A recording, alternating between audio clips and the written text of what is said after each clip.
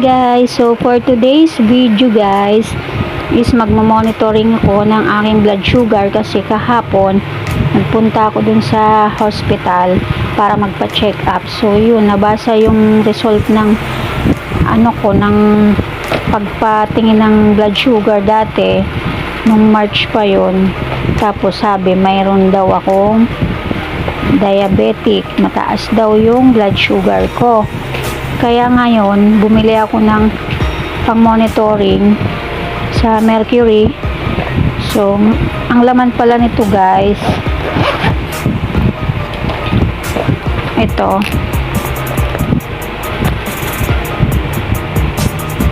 Ang cute niya kasi may lalagyan siya, parang wallet. So, ito yung mga laman niya.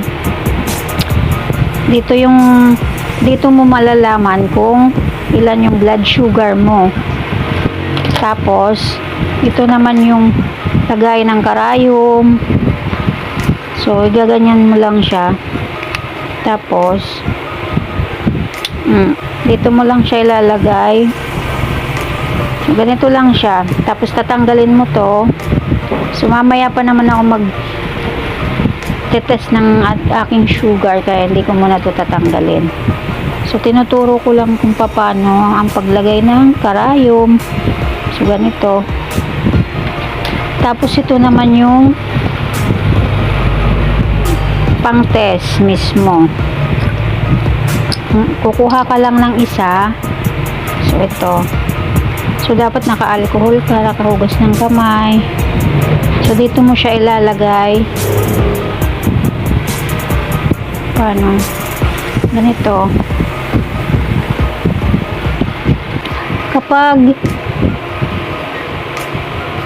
Kapag nagaganyan na siya guys, yung kulay itim niya, saka mo siya ilalagay yung dugo para mabasa yung sugar mo. Tapos tatanggalin ko ulit kasi mamaya pa naman ako mag-test.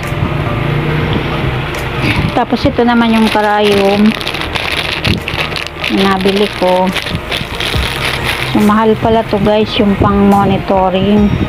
So 950 bili ng asawa ko. So, tapos dapat meron kang notebook. Dito mo isusulat kasi 3 times a day yung pagkuha ko ng dugo ng sugar.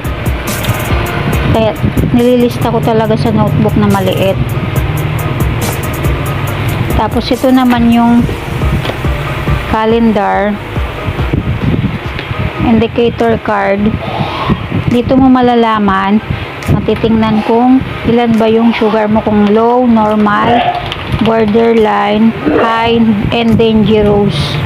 So ako, nakadalawa na ako kanina, umaga at saka tanghali. Normal naman yung aking sugar. Pangatlo, mamaya alas 8. So, balikan ko na lang kayo guys mamaya pag magba-blood sugar na ako. So, ito na. Start na ako ngayon mag-monitor ng aking blood sugar. So, tanggalin natin yung dulo. Ako legit.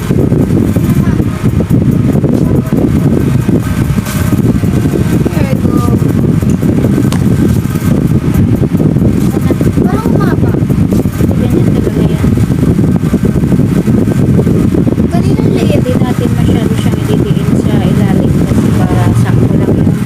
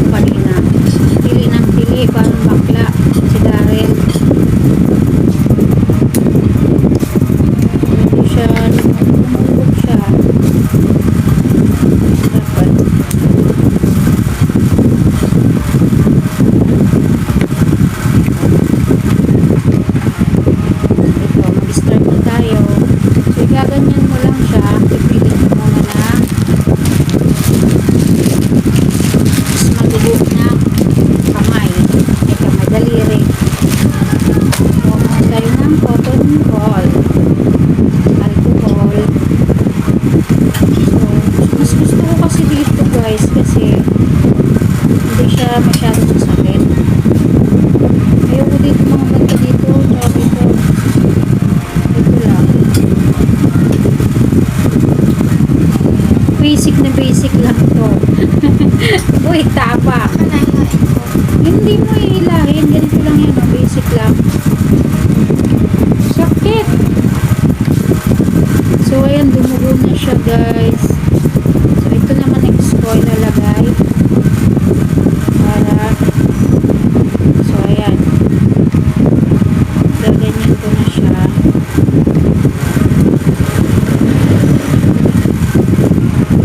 So, ayan. Nakakuha na ako ng dugo. Bibilang na siya na baliktad.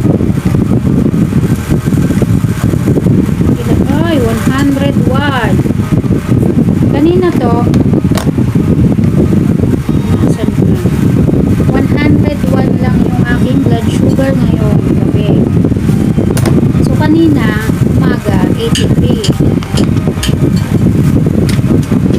83, tapos after lunch, 111. Tapos ngayong gabi, after dinner, 1 hour pinalagpas ko. So, ayun, 101. So, normal naman yung aking blood sugar.